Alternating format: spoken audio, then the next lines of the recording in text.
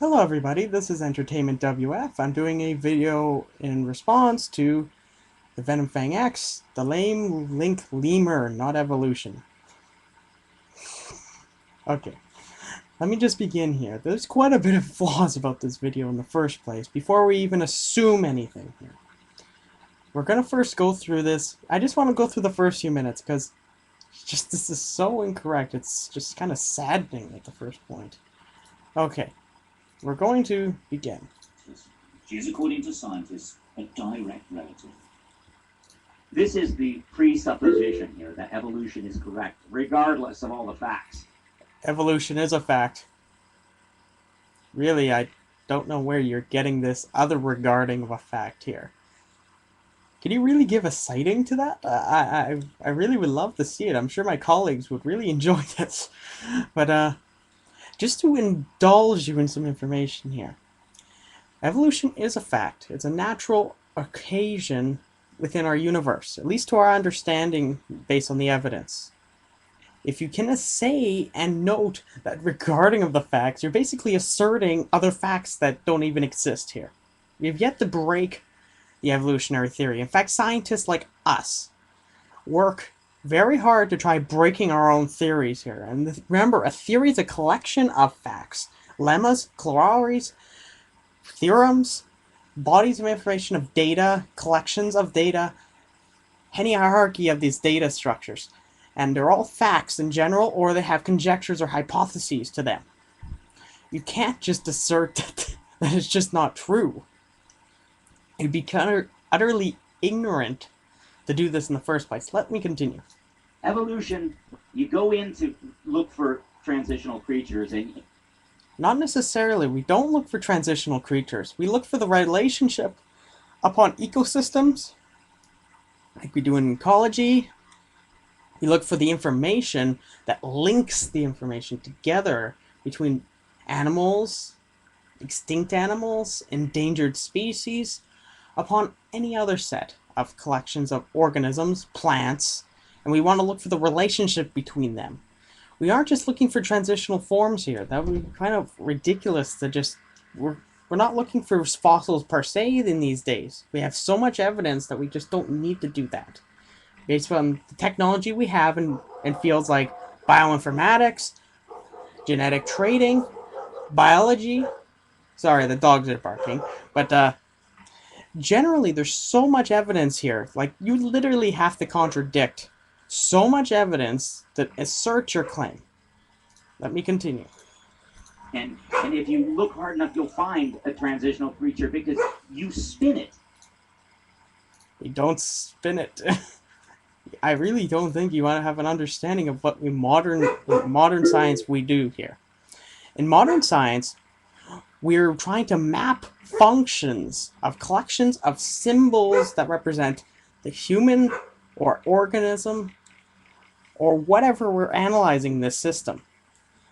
We don't have to go looking for fossils, but we can use the data from them to collect and build a database that we can build a tree of life. In fact, that's one kind of cool thing I really want to get into one day. It's build a tree of life. Or at least help the tree of life.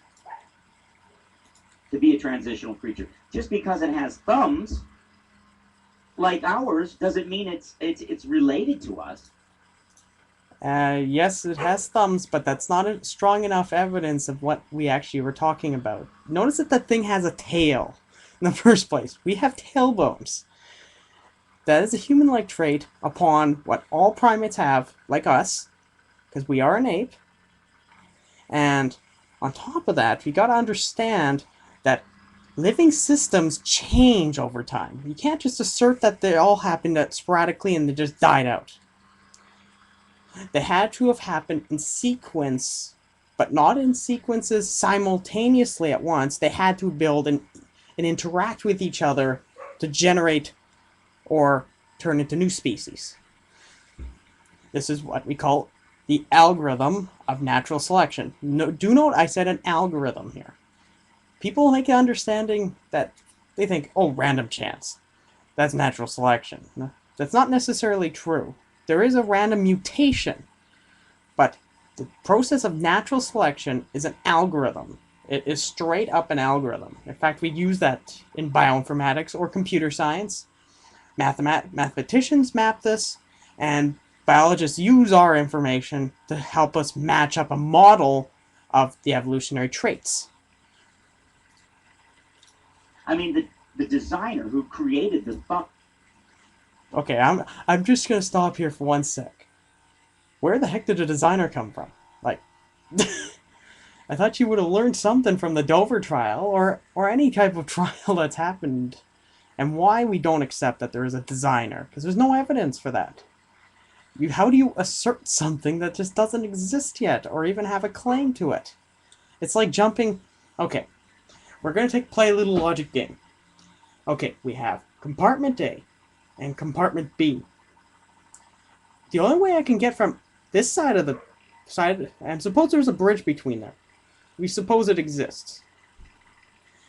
If we want to show that the bridge exists, we have to imply the two logically. Okay, suppose I'm here, and I want to get over here. We'll label this A, and we'll label this B. If we want to get from A to B, we must imply that they do have a relationship. So if this, then this. Yes, here. Okay. So we can't just jump to, there's a designer, therefore everything's designed. That doesn't work for all systems, because you're using a universal quantifier. A universal quantifier, in general, is a fairly dangerous thing to use when you're talking about reality here. Especially when you're making claims when you have no evidence for them. There's some things that are universal, like gravity, for example, at least to our understanding, is a universal fact. And alongside evolution is also one. Like whether we jump from discipline to discipline, they have very similar strengths to them. And we must understand that. But the thing is, you can't just use the universal quantifier and therefore say there's a designer.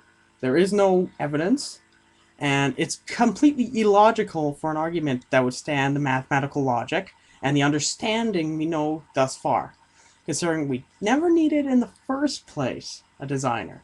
So why are you saying a designer? Okay, let's begin. Wouldn't you think he would give Ida a thumb in order to climb trees like she's supposed to? She's a lemur. Not necessarily. Actually, God didn't have to do anything with it. It happened over a slow progression of time. Possibly adaptation would have had to have occurred eventually.